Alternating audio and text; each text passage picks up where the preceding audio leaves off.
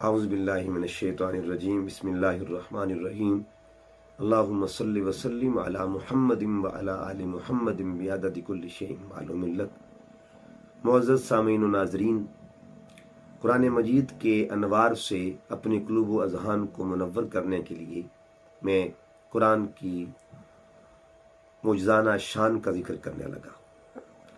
قرآن مجید سورتوں کی ترتیب کے اعتبار سے اپنے اندر معجزہ رکھتا ہے۔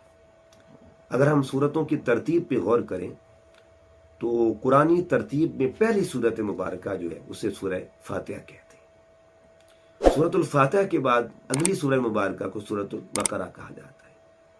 کبھی ذہن میں سوال پیدا ہوتا ہے کہ سورۃ الفاتحہ کے بعد سورۃ یاسین کیوں نہیں آئی، سورہ رحمان کیوں نہیں آئی، سورہ ملک کیوں نہیں آئی، سورۃ الفاتحہ کے بعد سورہ بقرہ ہی کیوں آئی ہے؟ کوئی تو راز ہوگا، کوئی تو حکمت ہوگی۔ علامہ اقبال نے فرمایا تھا، قرآن میں ہو غوطہ زن اے مرد مسلمان، اللہ کرے تجھ کو عطا جدت کردار۔ قرآن میں غوطہ زنی کرنے والی ہستیاں جو ہیں ان کے قدموں میں بیٹھ کے اور ان کی بارگاہ سے جو فیض ملتا ہے، آئیے اس کا اظہار کرتے ہیں۔ سورۃ الفاتحہ کے بعد سورہ بقرہ کا آنا حکمت سے خالی نہیں ہے۔ اس کی وجہ کیا ہے؟ سورۃ الفاتحہ میں کیا ہے اور سورہ بقرہ میں کیا ہے؟ تو مختصر سا جواب یہ، سورۃ الفاتحہ میں سوال ہوتے ہیں اور سورہ بقرہ اس کے جواب دیتی ہے۔ سوال سے مراد کیا ہے؟ پہلا سوال جو سورۃ الفاتحہ میں ہوتا ہے وہ ہے ہدایت کا۔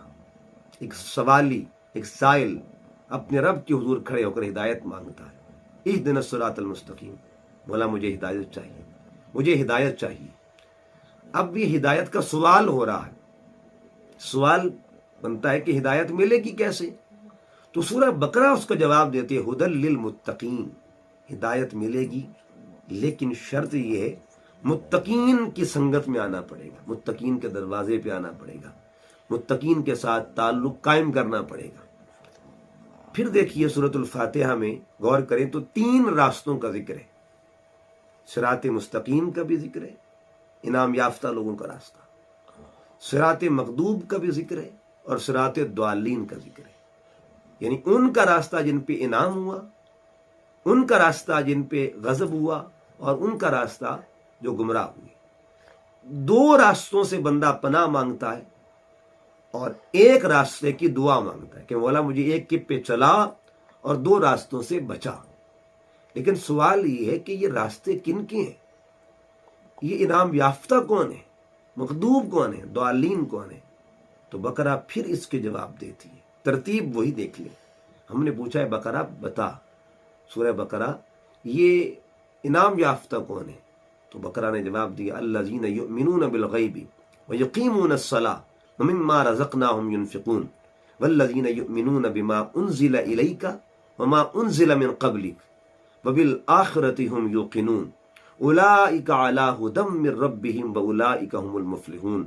یہ علامتیں تمام کی تمام جس میں پائی جائیں انہیں انعام یافتہ کہا جاتا ہے۔